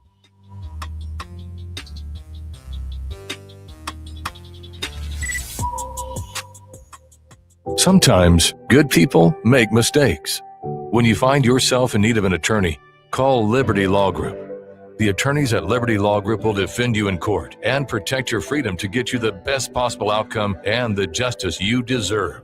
Trust your freedom to Liberty Law Group, the best criminal attorneys in Nebraska and Iowa. Call them today at 877-404-5238. That's 877-404-5238. Or check them out online at libertylawgroup.com. Big value and big flavor meet at Wings and Rings thanks to the all-new delicious Duo Combo. This is the one you've been waiting for. Get one half-sized appetizer and 2 entrees with a side for only $19.99. Bring a friend for the best deal in town on any day of the week, during game time, or whenever the heck you want. Their made-to-order wings and chicken sandwiches are waiting for you at their 68th and O and 40th and Old Cheney locations. Stop by Wings and Rings and celebrate every day with the best meal deal in town. Winter is just around the corner. Is your vehicle ready? Don't get left out in the cold. At A1 Automotive, we prep your car for whatever winter throws your way here in Nebraska. For battery checks, for brake inspections, tires, heaters, whatever your car needs to keep you and your family safe on the road, we've got you covered. A1 Automotive, always honest answers. Omaha Steaks is the official sponsor of tailgating. From legendary burgers to mouth-watering steaks, deli-style franks, and so much more, you'll elevate your next game day get-together with America's original butcher. Now you have the chance to be the ultimate gift giver this holiday season. Visit omahasteaks.com/theticket for 16 free Omaha Steaks smash burgers on your order of $129 or more. Plus 50% off site-wide. That's 16 free smash burgers at omahasteaks.com/theticket. See the website for details. Happy holidays from Omaha Steaks. With UBT, you've got total control over your money. Like Doug, who runs his game day tailgate like a well-oiled machine. I got burgers, brats, chicken, dogs, plus all the fixins. And with the UBT Go app, I can track my food spending from anywhere. Pro move. They don't call me Grill Sergeant for nothing. No matter your goals, UBT helps you feel good about reaching them. Union Bank and Trust. Member FDIC. 93.7 The Ticket. Fox KFXL weather. Sponsored by John Henry's Plumbing, Heating, and Air Conditioning. Your Lincoln forecast for today, we'll see mostly sunny skies, be breezy and mild with an afternoon high near 59. Tonight, mainly clear skies and light winds, below around 37. And tomorrow, we'll see mostly sunny skies return with light winds, an afternoon high near 56. I'm meteorologist Kyle Flecker for 93.7 The Ticket and ticketfm.com. A lot of businesses say they're family focused, but when tough situations in life arise, the business wants anything but your best interests. James Enterprise Incorporated is hiring, and they will always treat their employees like family, just as they do their customers. James Enterprise Incorporated is hiring Class A and B CDL drivers, a shop tech, and a diesel mechanic. If you're looking for a career with a company that goes above and beyond to value you and your family, apply today at jamesenterpriseinc.com or call 402-432-6740. At Koppel, during the holidays, we take time to cherish our terrific staff, community, and loyal customers that continue to drive that money-saving mile to Louisville, Nebraska. Hi, this is Sean Callahan. I can proudly say I bought my car at Koppel. If you are in the area, I invite you to stop by Koppel Chevrolet GMC's offices in Louisville or check them out online at koppelcars.com. On behalf of Koppel Chevrolet GMC, Merry Christmas and safe travels to all. Golfing in 72 degrees and perfect conditions in Nebraska doesn't seem possible in December, but it is. Double Eagle Golf is your escape from the bone-chilling cold outside and a reason to keep the clubs out year-round. Book your holiday parties at Double Eagle Golf and make plans to join them for a New Year's Eve party. Gift cards make a great stocking stuffer for Christmas, and don't forget to look ahead to 2026 as spring leagues begin in February. That's all at Double Eagle Golf inside the Kinetic Sports Complex on West O Street. Online at doubleeagle.golf. Your Christmas list changes a lot as you get older. Dreams of video games, remote-controlled cars, and baseball gloves turn into dreams of shoes. You know, practical things. Brown's Shoe Fit is the king of shoes in Lincoln, with brands like Sorel, UGG, Brooks, Hoka, and more to make you fashionable and comfortable. Grab a new Ridge wallet or buy 3 get 1 free on Smart Wool socks for the ultimate stocking stuffer. And don't forget a reliable gift card for that hard-to-buy-for person in your life. Brown's Shoe Fit at 66th and Q in Lincoln. Empire Netting and Fence delivers top-quality netting and fence solutions. From major sports venues to backyard installs and everything in between, coast to coast. We take on tough jobs with grit, integrity, and a strong commitment to safety. Empire is growing, and we're hiring motivated people ready to grow with us. We build each other up, and we're building something big. Think you've got what it takes? Apply now at empire-fence.com. That's empire-fence.com. You're listening to Bock and the Blackshirt, on air and online at theticketfm.com.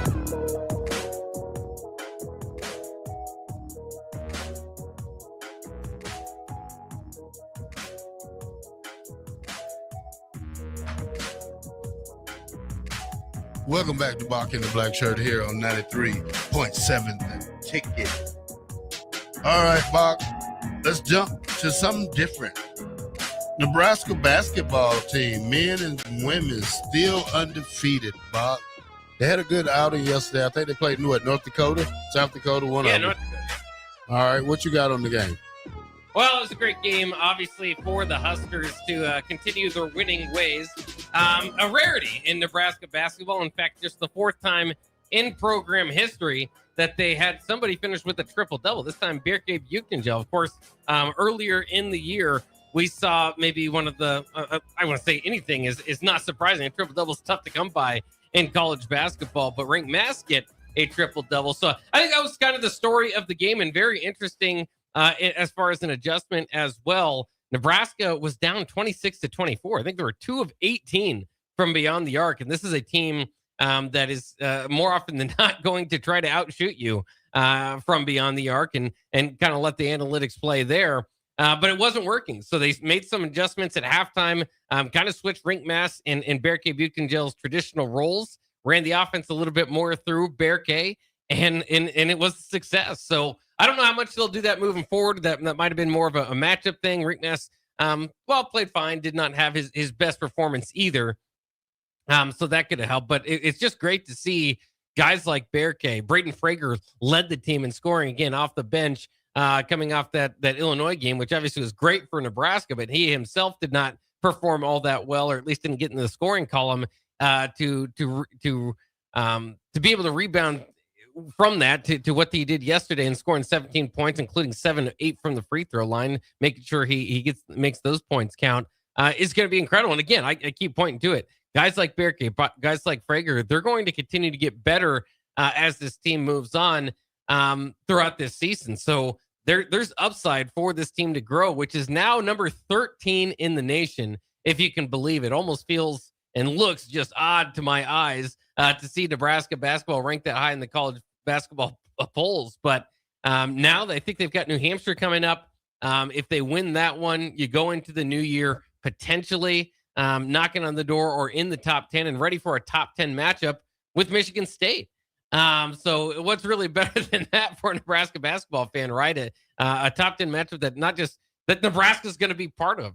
And again, whether it's 10 or they're 12th, 11th, whatever it might be, they're 13th now. So hats off to Nebraska basketball for keeping the train rolling. And of course, those are the type of games you expect to win. It's also interesting. Nebraska's had a few, I don't want to say off games, but I suppose their performances that they were maybe a little bit off have come against their lesser opponents. And that's not to say that they're not getting up for those games or anything. It's just, it's basketball. It can happen sometimes. You know, you see in the NBA, 7-game series, one team get blown out, come back and win the next 3 by blowout, and then they get blown out in the 4th and then win it close, So, I mean, again, it can just happen.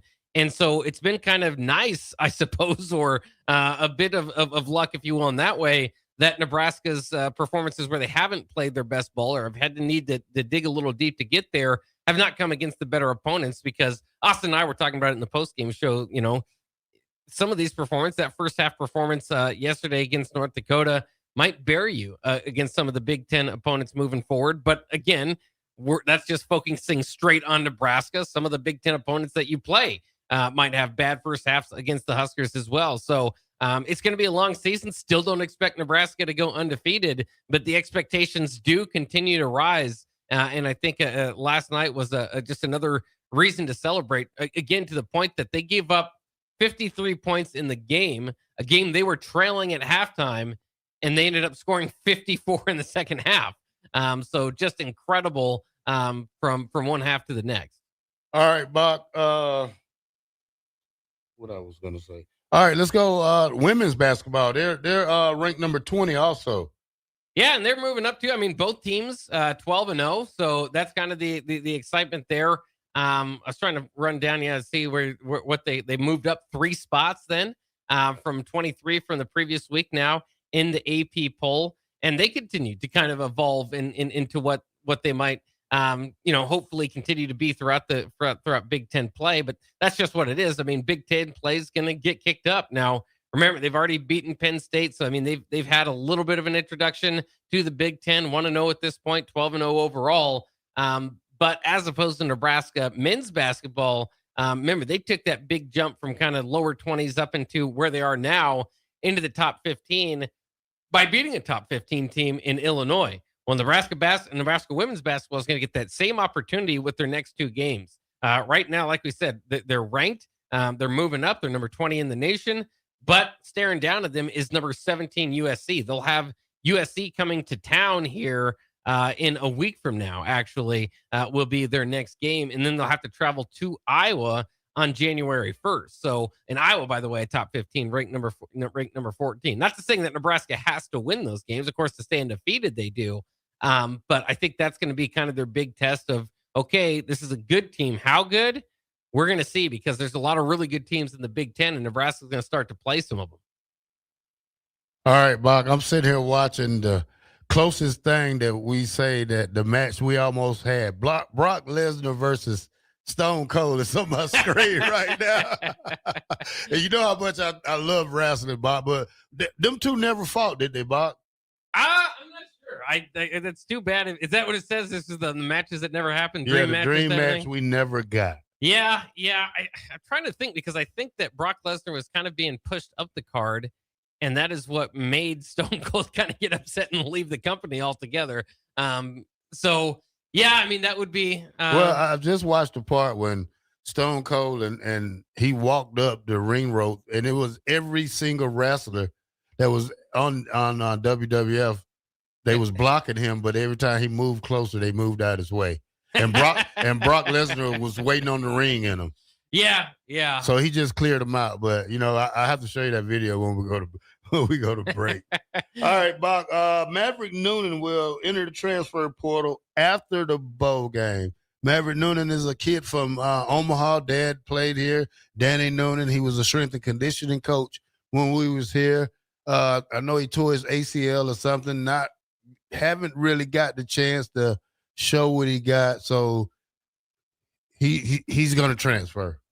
Yeah, and again, fair enough. It is interesting. Again, another in-state kid in the Matt Rule program that didn't necessarily work out. So again, you're kind of looking at maybe a little bit of a theme there, and maybe a little bit of a reason why Matt Rule perhaps hasn't kind of put so much of a focus on that 500-mile radius, or at least locking down the state's top players. Obviously, this past year, Nebraska signed a small class, and so maybe that limited their opportunities to do so. But one way or the other, yeah, Maverick Noonan, thanks for giving it the shot, and played in a few games this year, but never was really able to kind of move his way up the depth chart too much. So going to get an opportunity to do that elsewhere. Also saw that Nebraska, as there a couple more of these names are kind of hitting the transfer portal or planning to hit the transfer portal. I don't believe, and still kind of waiting to hear on whether these are going to happen before or after the bowl game. Like you said, with Noonan, it's going to be after the bowl game. We saw Marcos Davia also plans to hit the transfer portal. I didn't see if that was before or after the game. And that's particularly interesting because you would think, I mean, he's the only other scholarship quarterback on the roster beside TJ Lateef, that he would be quarterback number 3. And in that bowl game, hopefully you don't need to get to that point, obviously, but TJ Lateef might not be in the best health going in. So kind of interesting to see kind of how that plays out. I hope Davia is able to stay or wants to stay for this bowl game. But as far as it is moving forward, Nebraska's got one scholarship quarterback in the room next year. Yeah, it can get ugly, Bob. Hopefully TJ is healthy enough to play the whole game. I wouldn't put him out there if he's not 100%, because now it'll be a setback for him to get that hamstring or foot, whatever it is, healthy. But, not having a backup quarterback, not having the quarterbacks on scholarship, it just means we have to dig deeper in the transfer portal and try to get another younger guy. I mean, we can't sit and wait for Trey Taylor to come because that's in 27. I mean, we have to get to the 26th schedule and just the way it's looking, Bach, it's just not a good look right now for Nebraska. I hope we can find some way to get the guys we need and get them ready for spring ball and have everything intact. Bach, I got a question for you right here. 0326 says, do you think Nebraska's men's basketball team is a top 10 team in the country? Well, again, currently they're up there, 13th. I mean, we haven't seen them lose, so I mean that helps. It's tough to say because I think especially when you kind of get into when it matters in March, and so you're going to have kind of these up and downs, and so at times Nebraska might not be right there, at other times they might be. But you're talking about top 10. That's the elite of the elite, right? I would wait. I think one victory over a top 25 team in Illinois certainly helps. Well, but I think we need to see BYU. More. Well, in the BYU, and that was an exhibition game. I mean, so there's really a good argument there. So I mean, I like the question because it definitely is worth asking, and it doesn't. That's unfamiliar territory for Nebraska basketball fans. Maybe that's why I'm somewhat ill-equipped to answer this, is because I haven't seen a top 10 team up and close following Nebraska basketball my whole life. But I think we'll see. I mean, if they beat Michigan State, they'll definitely be in the top 10. If they're not in the top 10 already, then like I said, it can kind of go up and down. But this is a team again. I think Nebraska fans are getting used to. And, don't talk to me in the middle of the first half yesterday, because you might think, okay, here we go. But this is a team that I think is going to be right up there. They're going to be competing for the Big Ten. I don't think there's going to be anybody that wants to see them in postseason play. And I really don't think, and maybe it's less of a hot take now, but I don't think that this is a team that we're going to sit back and wait and I hope they get their name called in March. No, I think this is a team that's going to very clearly say that. So top 10, I don't know. I think there's still work to be done to see that. Even if they do bust into the top 10, okay, it's one thing to make it there. It's another thing to stay there. But top 25, I absolutely feel like this is a top 25 college basketball team. Where they range in there will be somewhat dependent. But again, the Big Ten's tough. Right now, you look at the top 10, you got Michigan, you got Purdue, both in the top 5. You got Michigan State there at number 9. So if they are, they'll definitely get their chance to prove it this season. All right, Bob. I just like I said, I think the basketball team is doing great. I think it eases a lot of pain away from football because they're doing so great, especially. And we went to a wrestling match this weekend, Bob. Yes. That was a fun time. Yes, it was. First time going to a wrestling match for me. It was different. It was exciting. It was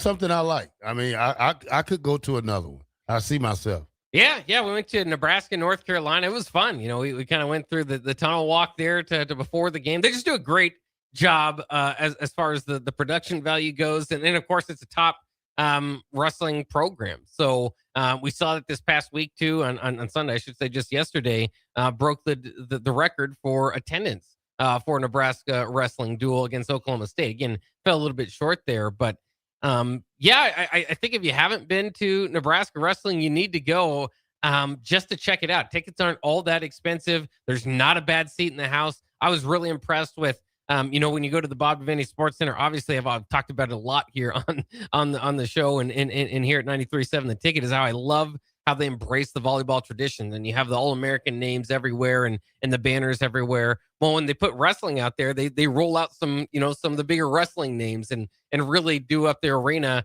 for wrestling at that time. So, you can kind of see the Rulon Gardner, posters or, Burrow, all those guys. So it was really impressive. I really did enjoy it. And it's just kind of cool. It just comes down, they got a center stage.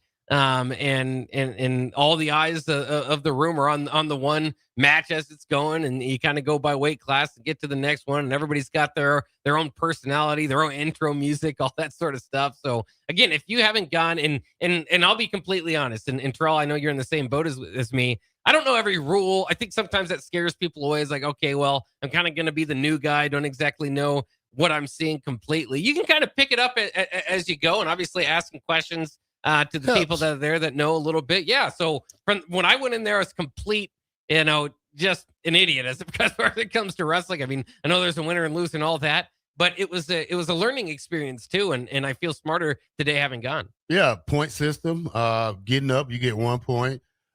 Pin is what? I mean, not a pin, but a takedown is like 3. 3, yeah. But, I did learn a lot. And one thing I did learn is that AJ Ferrari, yeah. That split is crazy. That split he did. Oh, yeah. I was like, oh, my God. He just bounced on the floor like he's a very agile guy. Yes, he is. Very flexible. I laughed my butt off. I think that was one of the sweetest things. And you know what? I can't take anything away from the kid because that's his pattern move. I forgot he does a split like that. And when he did it, I like to do a double take. Yeah, it's not something that you see, especially a big muscular man like that, be able to do. But he's just an amazing athlete, and I know he's kind of worked on different celebrations over the years. And that's his latest one is flexing his muscles while he does the split. It's kind of a, I don't even know what you'd call it because it's the forward split, right? Whereas one foot's going out forward, one's going out backwards. Yeah. And so that was rather impressive. Yeah, rather impressive. Let's go to break, Bock, and when we come back, we'll do the last segment, man. Jay Foreman and Austin Arman coming up with Old School later on here today on the Ticket. 93.7. We'll be right back.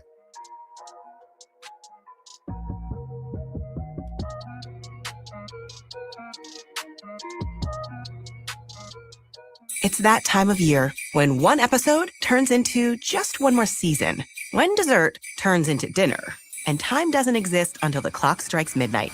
Wait, what time is it? It's time to finish strong. At Planet Fitness, we're not waiting for the new year to give it everything we've got. Enjoy 24-hour access at most clubs when you join for $1 down, $15 a month, cancel anytime, and pay nothing until January 17th. Deal ends December 31st. Planet Fitness. We're all strong on this planet. See club for details. Things that impair you come in many different shapes and sizes. Some are the shape of beer and liquor bottles. Others look like cigarettes but aren't cigarettes at all. These are the things we know impair us, the things our parents warned us about. What we're not always aware of is our new prescription or the over-the-counter medicine we picked up just for allergies or a bad cold. See, it doesn't just matter how much of a substance you take. If you are impaired, driving is deceptively dangerous. Don't drive impaired. Paid for by the NDOT Highway Safety Office. With UBT, you've got total control over your money. Like Doug, who runs his game day tailgate like a well-oiled machine. I got burgers, brats, chicken, dogs, plus all the fixins'. And with the UBT Go app, I can track my food spending from anywhere. Pro move. They don't call me Grill Sergeant for nothing. No matter your goals, UBT helps you feel good about reaching them. Union Bank and Trust. Member FDIC. Schweizo Construction is now hiring for skilled craftsmen, steel erectors, concrete workers, and general laborers. Schweizo Construction offers great benefits like premium wages, health and dental insurance, paid holidays and vacation, 401k with company match, life insurance, and disability insurance. They pride themselves on a legacy of 40 years built on integrity and trust. Joining their team means becoming part of a family that values hard work, dedication, and mutual respect. Apply today at schweizo.com. That's SCHWISOW.com. Anderson Ford in Lincoln has 2 convenient locations, which means 2 times the customer service, 2 times the inventory, and 2 times the ability to get you in the car of your dreams. Whether you visit us on the north side or the south side, you'll find more selection and a team that's always on your side. When you're looking for a better way to buy your next Ford, visit Anderson Ford in Lincoln, where exceptional service meets unbeatable selection. Load up on meat and more this holiday season at the Mercado by Certified Piedmontese at 84th and Havelock. Keep your eyes posted to the Mercado's social media pages for specific daily deals from now all the way through New Year's Eve on December 31st. Don't forget their other locations, now open at 30th and Yankee Hill and 84th and Old Cheney in Lincoln and 168th and Maple in Omaha. Get to the Mercado today for the best meat in town. Your Christmas list changes a lot as you get older. Dreams of video games, remote-controlled cars, and baseball gloves turn into dreams of shoes. You know, practical things. Brown's Shoe Fit is the king of shoes in Lincoln, with brands like Sorel, UGG, Brooks, Hoka, and more to make you fashionable and comfortable. Grab a new Ridge wallet or buy 3 get 1 free on smart wool socks for the ultimate stocking stuffer. And don't forget a reliable gift card for that hard-to-buy-for person in your life. Brown's Shoe Fit at 66th and Q in Lincoln. Are you looking for an exciting new way to put your skills to work? Explore new career options in the fintech industry at Currency, a Sandhills Global company. We offer full-time positions in financial sales, compliance, operations, and other fields. We also offer a 4.5-day work week, an attractive benefits package, and opportunities for advancement. Put your motivation to work and grow with us at Currency. Visit gocurrency.com/careers to learn more. 93.7 The Ticket, Fox, KFXL weather. Brought to you by Bryant Air Conditioning, Heating, Electrical, and Plumbing. Your Lincoln forecast for today, we'll see mostly sunny skies, be breezy and mild with an afternoon high near 59. Tonight, mainly clear skies and light winds, below around 37. And tomorrow, we'll see mostly sunny skies return with light winds, an afternoon high near 56.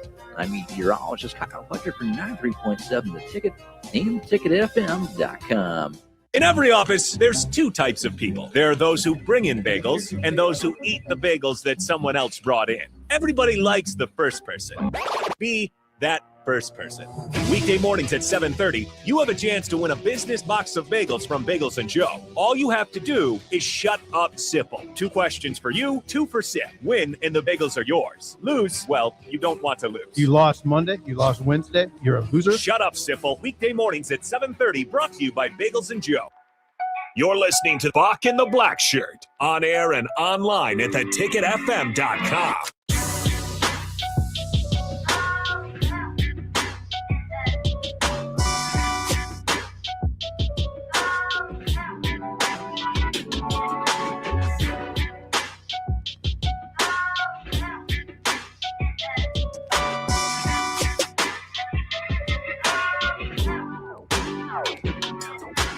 Welcome back to Bock the Blackshirt here on 93.7 The Ticket. All right, Bock. Let's see what we're at. All right, here we go. PacFan72 says, if Nebraska goes out to a transfer quarterback, who do we have a realistic chance to get? A lot of Aiden Childs talk going around, Bob. Yeah, there is. I don't know if that does it for me. He's a young kid. He's probably got, 2-3 years? I think he's so he was a junior this past year. I believe junior. he would be But he played like a freshman to me. Yeah. I don't think that fit goes for me because of the way he played against us. Yeah, I mean, he particularly looked bad against us. I think that was his worst game of the season. So I would encourage you to go out and look at some other stuff as well, if that's the only view you get of him. He did run for 2 touchdowns against Nebraska, if you remember, but also those 2 interceptions. He actually only had 3 interceptions all season. So again, that was by far his worst game, but I'm doing a little bit of covering for him. He also didn't necessarily pop off quite like they expected him to there at Michigan State. Dealt with some injuries as well. So I think he only played about 8 games this year. So that was part of it, but just finished with just under 1,400 passing yards, 10 touchdowns, 3 interceptions, 227 rushing yards, and 6 touchdowns. But I mean, Michigan State just didn't win. I mean, that's part of the reason they now have Pat Fitzgerald in there, and of course Giles is kind of interesting though too is once they moved off of him. Remember that backup came in? Yeah, that backup was pretty good. People, yeah, Elisa Vasevich, I think was his name. He actually came in and sparked their offense, I would say, there in the final couple games. Threw for a season high from the quarterback perspective, 311 yards against Minnesota in overtime loss there. Also led them to victory over Maryland with nearly 300 yards. So I don't know. I mean, Aiden Childs would not make me so excited that I would jump for joy. I would even wonder, if he would beat out TJ Lateef. But that's where Nebraska, it's interesting to see where Nebraska is in the quarterback room, especially with today's news that Marcus Davia is moving on, is you probably need at least 3 scholarship quarterbacks in the room, right? So if you're going to add 2 of them, what are we looking for? Are you looking for competition for TJ Lateef? Are you looking for a starter over TJ Lateef? And then with 2 guys, right? Are you looking for a young project maybe to go along with a veteran quarterback? Is TJ Lateef already kind of your young guy? I mean, so I think it's very interesting to see what they want. That along with the idea that Matt Rule has discussed that they're looking for somebody with a little bit more mobility to him, above average mobility. And Aiden Childs certainly fits the bill there. But so that kind of limits what you're kind of looking at. Lots of different guys entering the portal. I mean, Rocco Becht, I think, is another name that came up over the weekend. Obviously, transferring from Iowa State. Will he follow his coach Matt Campbell to Penn State? Certainly a possibility. If not, I would think that he's kind of in that conversation that we've had about Sam Levitt, that we were talking about with Brendan Sorsby. Is those are going to be top names in the portal, veteran quarterbacks. And Becht has a little bit of mobility to him too, not overwhelming, but that I think he's had like 8 touchdown runs the last couple of years. So that would be, I mean, if you're talking about ideally and getting a starter in, I would kind of go with those names. Otherwise, I think Nebraska might get might get somebody maybe on the come up, right? That's moving up to the Power 4 level. That would be, in my mind, more competition with TJ Lateef. So a lot of this too has to do with TJ Lateef. I mean, if you're sure that he's staying, then that kind of gives you a different approach than if you're not, right? And so, remember, you got to get into that portal by December or January 2nd. So they'll have an idea once they open it up. Hopefully they've made some inroads in different places and in different conversations already. But it's just a fascinating discussion altogether, because then I've heard other people say, well, just get a ho-hum quarterback or stick with TJ Lateef and bring in some competition. But quarterback's not the position we need. You have to go after those offensive linemen, defensive line, fortify the fronts before anything, with the quarterback position. Then there's others that will argue, hey, this is the leader of the team. He's going to touch the ball more often than anybody, all those sort of things. And so maybe that is your highest priority going into the portal. But I think you're right as far as names that were kind of floating out there over the weekend. And I don't get too caught up in every name that gets put out there, just because most of them aren't going to come to Nebraska. But it is kind of interesting to see what they look like. But Aiden Childs' name was floating out there quite a bit. All right, Bock, anything else before we close this show out? Yeah, I mean, I've got a few more things that I thought were interesting from over the weekend. Of course, Ole Miss and Tulane played on Saturday, the college football playoff matchup. Not as quite as competitive as we wanted it to be. However, every fan found a Santa hat waiting for them on their seat. It was part of a promotional deal. They announced attendance of 68,102 fans, which is, by the way, well over capacity, 4,000 over capacity for that stadium. All had hats. And according to the Guinness Book of World Records, that beat the previous largest group of gathered folks with hats, Santa hats. Before, Los Angeles Angels had done a promotion. They handed out red holiday caps to 30,333 fans ahead of the game in 2014. So this is breaking that record. But according to Sam Hutchins of the Clarion Ledger, there might be a disparity in who actually was all wearing the hats, because according to him, the selection or section of Tulane fans at the stadium either did not receive Santa hats, or in the least were not participating in the event. They were not wearing them. Oh, man, that's sad. I don't know what time they tried to get this going here, but at a certain point in the game, you might feel as a Tulane fan, I'm not having any fun. I don't want to be part of this fun. But at the same time, where's the holiday spirit? All right, Bock, Nebraska had its senior award Awards given out. The Tom Novak Award went to Javen Wright. Cornhusker Award went to Derek Branch. The Cletus Fisher Native Son went to Heinrich Harburg. Guy Chamberlain went to Sierra Wright. And Guy Chamberlain also went to Deshaun Singleton in Nebraska Senior Awards. Well, congratulations to everybody again that put it out there. It's a bit of a shame, of course, the way that the season ended 7-5. I get it, the record altogether, but really just those last 2 weeks kind of tells a different story than what this season was. I mean, and part of it is your own doing right at the end there.